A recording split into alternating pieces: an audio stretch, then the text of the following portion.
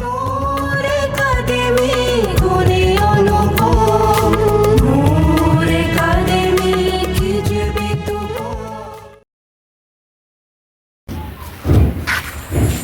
অতি কৈছে নেহৰ মুগাৰে মহুৰা ও তাতো কৈছে নেহৰ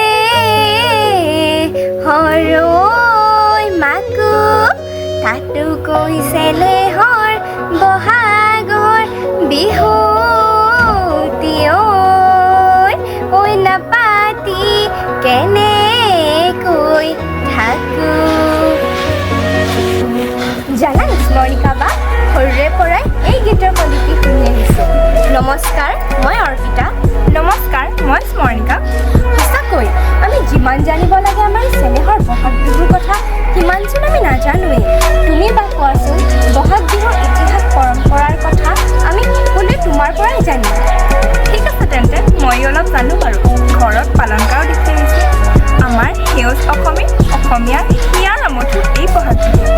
অসমত প্ৰধান তিনিটা বিহুৰ অন্যতম বিহু হ'ল বহাগ বিহু বা ৰঙালী বিহু। ইয়াৰ ইতিহাস বুলি তুমি কৃষিজীৱী কৃষকৰ জৰিয়ত এটি উৎসৱ পালন কৰি বুলি ক'ব পাৰি। সঠিককৈ কোৱাটো টান, তথাপি কৃষক ৰাইজে এই বিহুৰ পৰম্পৰা ৰক্ষা কৰি আহিছে। ইয়াৰ পাছতো আহোমসকলৰ আগমনে বিহুক অসমীয়া সমাজত এক অবিচ্ছেদ্য অংগ কৰি তুলিলে। আহোমসকলৰ স্বৰ্গদেৱে ৰংঘৰত গৈ বিহু নৃত্য হুঁচৰি আদি উপভোগ কৰিছিল। অ' হয়নে?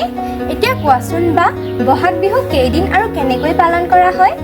বহাগ বিহু চ'তৰ সংক্ৰান্তিৰ পৰা আৰম্ভ কৰি বহাগৰ 6 দিন মুঠ 7 দিনলৈ পালন কৰা হয়। প্ৰতিটো দিনৰে সুকীয়া সুকীয়া নাম আছে। আমাৰ চেনেহৰ বহাগৰ বিহুৰ প্ৰথম দিনটো হ'ল গৰু বিহু। গৰু বিহু চ'তৰ 30 তাৰিখে পালন কৰা হয়।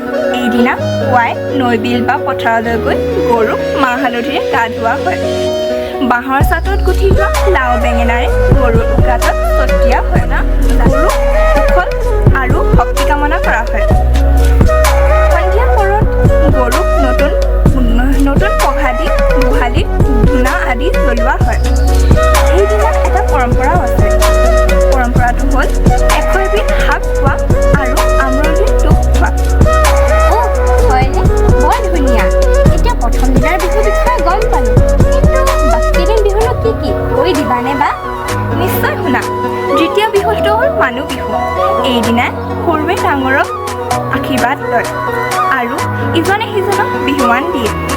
তৃতীয় বিহুটো হ'ল গোঁসাই বিহু। চতুৰ্থ বিহুটো হ'ল তাঁতৰ বিহু। পঞ্চম বিহুটো হ'ল নাঙলৰ বিহু। ষষ্ঠ বিহুটো হ'ল চেনেহী বা জীয়ৰী বিহু আৰু অন্তিম বিহুটো হ'ল চেৰা বিহু। প্ৰতিটো দিনৰে একোটা মহত্ব আৰু গুৰুত্ব আছে। কিন্তু বিহু এতিয়া প্ৰকৃত বিহু হৈ থকা নাই। ইয়াত পশ্চিমীয়তাৰ প্ৰভাৱ পৰি বিকৃত ঘটিছে, মূল বস্তুৰ পৰা আঁতৰি আহিছে। সঁচাকৈ মাহঁতে কোৱাৰ মতে আগৰ দিনৰ বিহুৰ কথাই বেলেগ আছিল। গাঁৱৰ মানুহে এমাহ ধৰি বিহু পালন কৰিছিল আৰু সকলোৱে মিলি জুলি পালন কৰিছিল। ধন্যবাদ বা, আজি তোমাৰ পৰা মই বহুতখিনি কথা জানিলোঁ আৰু শিকিলোঁ। অৱশেষত আপোনালোক সকলোলৈকে ৰঙালী বিহুৰ আন্তৰিক শুভেচ্ছা জ্ঞাপন কৰিছোঁ। ধন্যবাদ।